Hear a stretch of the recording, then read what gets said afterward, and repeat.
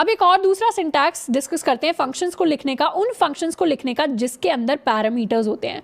Parameters यानी हमारे function का इनपुट। अभी तक आउटपुट कैसे डिसाइड किया हमने? आउटपुट हमने डिसाइड किया एक फंक्शन के रिटर्न टाइप से। वैसे ही फंक्शन के अंदर पैरामीटर्स नाम की एक चीज़ होती है जो बताता है कि उसके अंदर का इनपुट क्या होना चाहिए।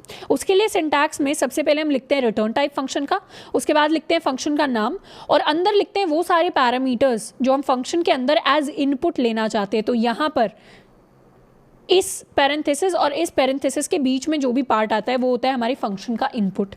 फिर आती है हमारे फंक्शन की बॉडी जिसके अंदर हम सारा का सारा अपना कोड, लॉजिक सब कुछ लिखते हैं। लास्ट में आती है हमारे पास return statement. Return statement change हो सकती है डिपेंडिंग अपॉन हमारे फंक्शन का रिटर्न टाइप क्या है। एक सैम्पल प्रोग्राम डिस्कस करते हैं। हमें क्या करना है, हमें एक फंक्शन बनाना है।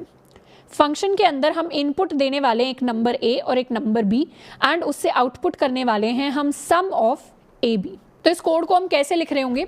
सबसे पहले अपने इस कोड को मेन फंक्शन के अंदर लिखते हैं। हम क्या करेंगे, हम एक स्कैनर क्लास बनाएंगे system डॉट इन, ऊपर इंपोर्ट कर लेंगे अपना package java dot util dot all. अब क्या करने वाले, सबसे पहले अपना फर्स्ट नंबर यानी ए को इनपुट लेंगे, उसके बाद सेकेंड नंबर, फिर हम कैलकुलेट करने वाले हैं इनका सम एक वेरिएबल के अंदर int sum is equal to a plus b, and उसके बाद क्या करेंगे, फाइनली इस सम को हम प्रिंट करवा लेंगे सम इज सम। अब ये जो पूरा का पूरा काम है, इस काम को हमें एक फंक्शन की फॉर्म में शिफ्ट करना है। तो उसके लिए ऊपर एक फंक्शन लिख लेते हैं।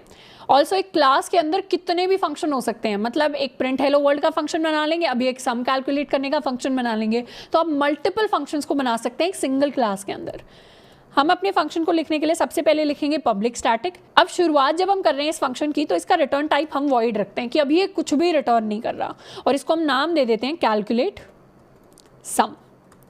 कैलकुलेट सम के अंदर अभी इनपुट में भी कुछ नहीं भेजेंगे, हम क्या करेंगे, ये पूरा का पूरा कोड उठाकर यहाँ पर ले आते हैं, और मेन फंक्शन क्या करेगा, मेन फंक्शन सिंपली कॉल लगाएगा, और मेन फंक्शन क्या करेगा, मेन फंक्शन सिंपली कॉल लगाएगा कैलकुलेट सम को। अब इस कोड को एक बार रन करके देखें, तो मेन फंक्शन ने जैसे ही कैलकुलेट सम को कॉल लगाई, हम यहाँ पर आ गए इस कैलकुलेट सम के अंदर।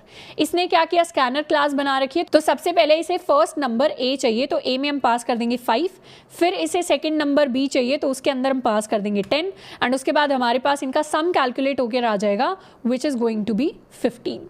अब इसके अंदर हम थोड़े थोड़े चेंजेस करने वाले हैं। क्या चेंजेस करने वाले हैं, इस स्कैनर को और इस इनपुट को तो हम वापस से शिफ्ट कर देंगे अपने मेन फंक्शन के अंदर, यानी मेन फंक्शन ही स्कैन कर लेगा, मेन फंक्शन ही ए और बी को देख लेगा। पर ये ए और बी इस सम फंक्शन तक कैसे पहुंचेंगे, ये पहुंचेंगे पैरामीटर्स की फॉर्म में। पैरामीटर्स हम कहाँ पर लिखते हैं, पैरामीटर्स लिखेंगे इन दोनों पैरेंथेसिस के बीच में। सबसे पहले लिखेंगे अपना फर्स्ट पैरामीटर, उसका टाइप इंट और नाम ए, फिर है हमारा दूसरा पैरामीटर इंट बी। तो फंक्शन के अंदर जो भी इनपुट आता है उसको हम पैरामीटर कहते हैं। तो हमारा first parameter is int a, second parameter is int b. ये दोनों आए हैं हमारे इस कैलकुलेट सम फंक्शन के अंदर। अगर मैं इनको हटा दूं पैरामीटर्स को यहाँ से, तो क्या होगा, यहाँ पर एक एरर आ जाएगा। क्यों एरर आ जाएगा, क्योंकि इस फंक्शन को पता ही नहीं कि ए और बी क्या है। इसे तभी पता चलेगा जब इन दोनों को, ए और बी को, मैं एज पैरामीटर्स पास करूंगी इस फंक्शन के पास। इसको ए और बी की जगह अगर मैं नंबर 1 या नंबर 2 नाम दूं तब भी चलेगा। तो मेरा सम कैलकुलेट होगा फॉर नंबर 1 एंड नंबर 2। तो ये मैंने एक फंक्शन की डेफिनेशन लिख दी है जो सम को कैलकुलेट करता है। ये 2 नंबर्स लेता है, नंबर 1 एंड नंबर 2, उन दोनों का सम कैलकुलेट कर देगा और उस सम को करवा देगा प्रिंट। मेन फंक्शन में मुझे क्या करना है, मेन फंक्शन में मैंने ए और बी को तो ले लिया है, अब मुझे कैलकुलेट सम को कॉल लगानी है। पर कैलकुलेट सम के साथ साथ मुझे उसमें पास करने पड़ेंगे अपने 2 इंटीजर वैल्यूज़, क्योंकि कैलकुलेट सम मांगता है 2 नंबर्स को। तो मैं क्या करूँगी, पहले ए को पास कर दूंगी, फिर मैं बी को पास कर दूंगी। इसको कर लेते हैं सेव एंड दोबारा से एक बार रन। तो सबसे पहले अपना first number 5, second number 10 and some is 15। तो मैंने क्या किया, मैंने अपने नंबर्स को इस फंक्शन के अंदर पास किया। कैसे पास किया, पेरेंथेसिस के अंदर लिख के। सबसे पहले लिखा फर्स्ट नंबर, फिर लिखा सेकंड नंबर, और मेरे फंक्शन के अंदर उन दोनों नंबर्स को मैंने रिसीव किया एज पैरामीटर्स, और फिर उन नंबर्स का सम निकाला एंड उस सम को करवा दिया प्रिंट। अब ये जो सम को प्रिंट करवाने का वाला काम है, ये भी मैं मेन फंक्शन के अंदर करवा सकती हूँ। कैसे करवा सकती हूँ, मैं क्या करूँगी, यहाँ पर लिख दूंगी int sum is equal to calculate sum, और इस फंक्शन का मैं रिटर्न टाइप चेंज करके लिख दूंगी इंट, और यहाँ से मैं रिटर्न कर दूंगी सम को। तो मैंने क्या किया, एक ऐसा फंक्शन बनाया जो कैलकुलेट करता है सम ऑफ नंबर 1 एंड नंबर 2 जो भी इसके पास इनपुट में आते हैं, उस सम को कैलकुलेट करके ये रिटर्न करवा देता है। तो सम को मैंने रिटर्न कर दिया। किसको रिटर्न कर दिया? जिसने इसको कॉल लगाई है। किसने कॉल लगाई है? मेन फंक्शन ने कॉल लगाई है। इसीलिए इस कैलकुलेट सम फंक्शन का जो रिटर्न टाइप है वो इंट है, क्योंकि एक इंटीजर वैल्यू सम को रिटर्न कर रहा है। वो इंटीजर रिटर्न होके कैसे आया? इस स्टेटमेंट से वो रिटर्न होकर आया, और इस असाइनमेंट ऑपरेटर से अब मैं उसे कहीं भी स्टोर करवा सकती हूँ। तो मैंने उसे सम नाम के दूसरे वेरिएबल, ये वाला सम वेरिएबल और ये वाला सम वेरिएबल, दोनों अलग अलग हैं क्योंकि ये दोनों अलग अलग फंक्शंस के अंदर लिखे हुए हैं। इस चीज़ को हम स्कोप्स नाम का एक टॉपिक पढ़ेंगे इसी चैप्टर के अंदर, उसके अंदर डिटेल में समझ रहे होंगे कि कैसे ये दोनों जो वेरिएबल्स हैं वो दोनों अलग अलग हैं, सेम वेरिएबल नहीं है।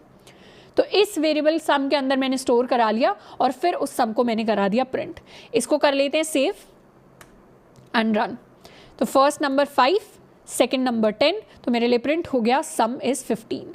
और ये मैंने कैसे किया? ये मैंने सिंपली इन 3 लाइनों से किया, जहाँ एक फंक्शन है जो कुछ इनपुट लेता है, कुछ काम करता है, और फिर किसी आउटपुट को रिटर्न कर देता है।